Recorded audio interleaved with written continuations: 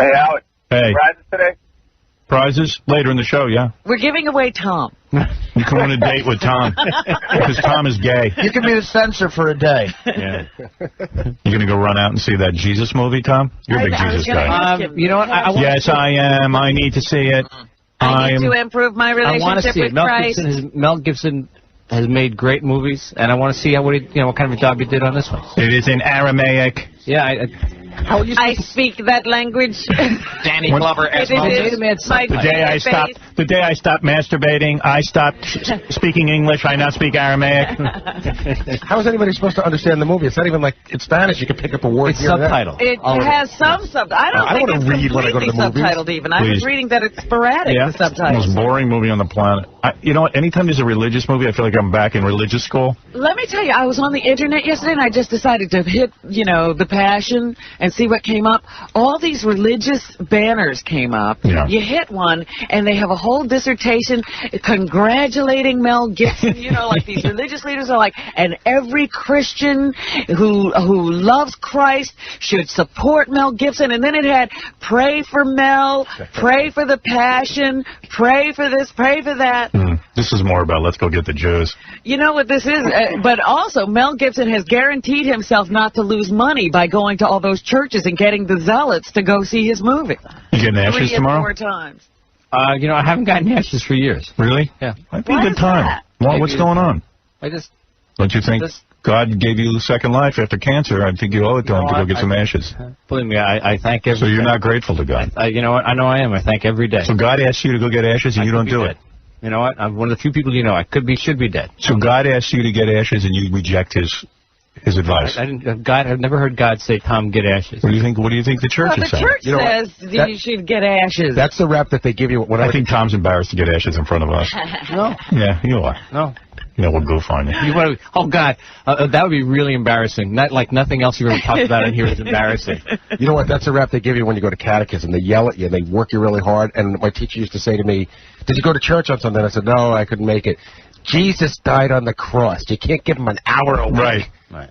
Yeah. Have John flick a cigarette on his head. Oh, let's give him a prize. I still say that whole thing with Tom not pleasuring himself is about a pact he made with God on his cancer bed. No. Well, who'd you make the pact with then? The devil? Myself.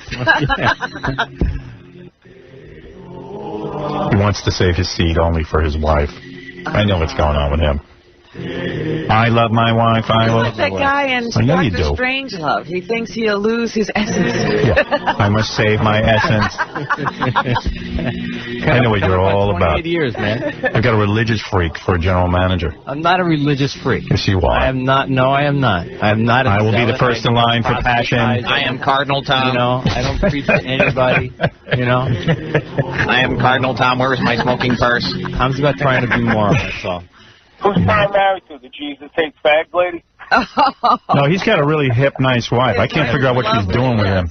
I always say to her, what are you doing with him? You could have anyone. What do you need him? You know what? The thing I think she's my Mary Magdalene. She's actually, like, fun.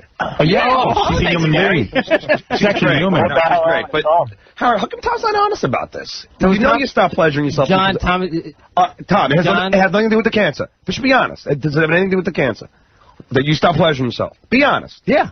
Okay, so you stop. But you're saying it's a pact with God. I'm saying it's not a pact with God. But what would lead you from cancer? Is it a health thing? Do you do it because you think that there's some sort of health? It's a decision. Do you think it gave you cancer? You were doing it so much? What do you think that pleasuring yourself? Do you think it weakened yourself? Like, do you think pleasuring yourself weakened you, then gave you the cancer? 6:35. No, I'm trying to understand. Do you think pleasuring yourself weakened you and then gave you the cancer? No. Do you think it's a sin? That's a good question. No. Why did you stop? Is pleasuring yourself a sin? It is a sin. In your book. I'm not talking about anybody else's book. I know you're not proselytizing. In the Book of Tom. Yeah, the Book of Tom. Is pleasuring yourself sinful? No. Then why stop? Because I just decided to. But there has to be, you just don't decide. It's like saying I decided to stop drinking water. People decide to stop smoking. People just make But it's bad for you. But it has nothing related to cancer. Right. People stop smoking because it causes cancer. Right.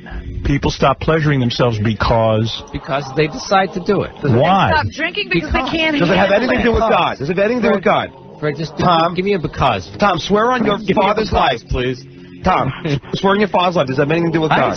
John, I'm not swearing on anybody's life to please. So it has to do with God. It does have anything to do with God. It has to do with Tom. That's all. And God. And Tom. But Tom did say he was trying to be a moral person, so yeah. Have you fallen that off has something to do with So you morality? think pleasuring yourself is immoral? I didn't say that. Have you fallen off the wagon at all, Tom, in the time that you made the pact? How many years did you just say it was? Wait. I think there's a break. I didn't say. You fell off the wagon? I didn't say that. Did you apologize afterwards? Did Hail Marys. you beat your hand? Oh, God. Did you nail your hand to the cross? Wait a second. Remember when I broke my hand? It had nothing to do with golf. And I don't understand something. Why? I don't understand So why you're saying that we haven't taken a break yet. You're not having sex with yourself because it's a moral decision. No, just because it's a decision. It has nothing to do All with right, morality. you made the decision. So why would you even, like, in other words, like, you didn't consider not drinking water, you didn't consider, but why this? What's the reason behind it? Because I decided to do it. But why would you being honest? No, but that sounds silly to me. I want to understand. I'm giving you an honest answer. You mean there's no thought behind it? You mean I just have to stop doing this randomly? I just decided. After the cancer, though? Yeah. Did you feel it weakened you? I was certainly weak after the cancer. I'm saying, does the pleasuring yourself weaken you? All right, wait a minute. So you after think it's the unhealthy? cancer, while you were weak, you decided not to do it, and since you weren't doing it, you decided to continue? Yeah. It was good luck. Because it was good luck? I think you make luck, you know? Well, I think you're like a rabbit's foot down there. You should. But Howard, you know how like in the Catholic religion, like there's something called Lent that you have to give up something. Right. But not for Tom 40 gave up years. That's something. 40 days. He gave up something because he was cured. Like he had to, like in his mind, he. Oh, you made a sacrifice. Yes. No, but I didn't do it because I was cured. I did it because I decided. What But why that? occurred? Wait a minute. I don't know. I don't know. What occurred while you were in this state of non-masturbation that made you decide to take it up full time? I don't. There was nothing specific. But you enjoyed doing it, right? Yeah, it was fine. The guys make a really good point, though. Like Here's what I think. I think you felt like you were doing it a little too much, and that it takes away time from your wife. Oh, baby. And therefore, it could be. It could almost be like cheating. This is my Viagra, okay? Right. So it could almost be like cheating on your wife in a sense. Would that be fair? You know what? It may be in a sense, yeah. Okay. So there's the moral decision. There's a moral thing in there. But that's cheating. Because you were thinking of other women when you did it, which every guy does, by the way. Even though, like Beth goes, why did you, like I had to do it the other day, I had to get to sleep. She goes, well, what'd you think about it? So I thought about you. She goes, I know guys don't think about the girl they're with. I go, okay, you're right. So who'd you think about? I go, I'm not going to tell you. It's my secret. It's my secret. Who'd you think about? I thought about Jay Leno. But by the way, Tom still looks at magazines and pores over the women. Oh yeah, no. Tom and I will often say that somebody's pretty. Right. Yeah, like you'll look at nudie magazines though. Yeah, he runs in here to look at the Playboy. You make it sound like a lot more than No, all right, but doesn't it make it hard for you to not pleasure yourself when you look at the nudie magazine? No. I mean, there's a process that goes on when a man looks at a beautiful woman naked, and you just cut it off, right? I'm thinking of you naked right now. No, you cut it off, right? That's a very He's a strong man. I'll give you this. You're a strong man. Well, dumb man, maybe. I mean, because I would never cut myself off from that. Why bother? Why? I mean, what's the point? Yeah, I mean, that seems like effort you shouldn't even need to expend. Unless he felt he was fantasizing too much and it was taking him away from his wife. Yeah, that's what I think. That's giving up an awful lot, right? Yeah. Hey, Howard. But Gary, Tom, did you fall off the wagon? Tom, did you do it? Have you been good? Have you been good on your promise? Have you been good on your promise since you made it? Yeah. You have. No, you never fell off the wagon. Wow. How long has it been? Do you know? Shake my fluid level. You never fell off the wagon? Not I'm one? not keeping count. Not once. No. 5 years at least. Wait a minute. Now, let me ask you another question. Now, this might get a little sensitive.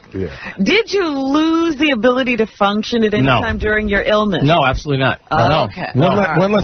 Because during the illness, I was functioning. Okay. Have you ever had an inadvertent, like when you sleep, things happen that happen? Not even a dream. Not in years. Is that a teenager? Howard, it's Christian guilt, I'm telling you. It's something to do. No, I get the whole thing now. I've gotten all the answers I need. I'm done questioning him. Really? And what's your... What's my hypothesis or my conclusion?